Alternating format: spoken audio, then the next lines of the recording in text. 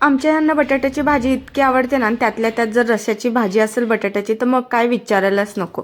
तर कसं करते तर ते बघूया. तर येथे एक वाटी घेतली आणि त्यामध्ये आपल्या चवीनुसार लाल तिखट टाकायचं आहे, कांदा लसूण मसाला टाकायचा आहे किंवा काळं तिखट टाकायचं आहे, हळद टाकायची आहे, धने पावडर टाकायचं आणि मटण मसाला टाकायचा आहे आणि 2 चमचाभर दही टाकायचं आहे आणि चांगलं फेटून घ्यायचं आहे, म्हणजेच मिक्स करून घ्यायचं आहे. हा मसाला जर टाकला ना, ग्रेव्ही इतकी छान बनते ना, काय विचारायलाच नको. आणि मी कुकरला करते बटाटा आणि वाटाण्याची भाजी. तर येथे तेल घेतलंय 2 चमचे आणि चांगलं गरम झालं की जिऱ्या मोहरीची फोडणी द्यायची. त्यानंतर त्यामध्ये एक कांदा कट करून टाकलाय, अद्रक लसूणची पेस्ट टाकली आणि चांगलं मिक्स करून घ्यायचं आहे. नंतर त्यामध्ये एक टोमॅटो बारीक कट करून घेतलाय, तो टाकायचा.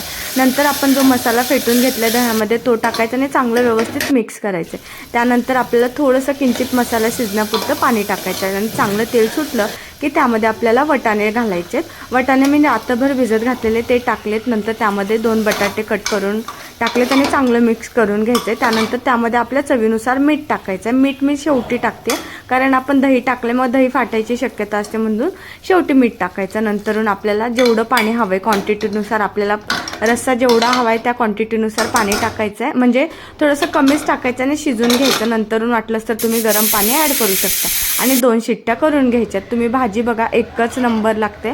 तुम्ही गरम गरम भाताबरोबर एकदा खाऊनच बघा, तुम्हाला नक्की आवडेल. आणि बटाट्याची भाजी म्हटलं की ही रस्सा भाजीच तुम्ही करणार हे नक्की. आणि सर्वात शेवटी मस्त असं भरभरून कोथिंबीर टाकायची आहे.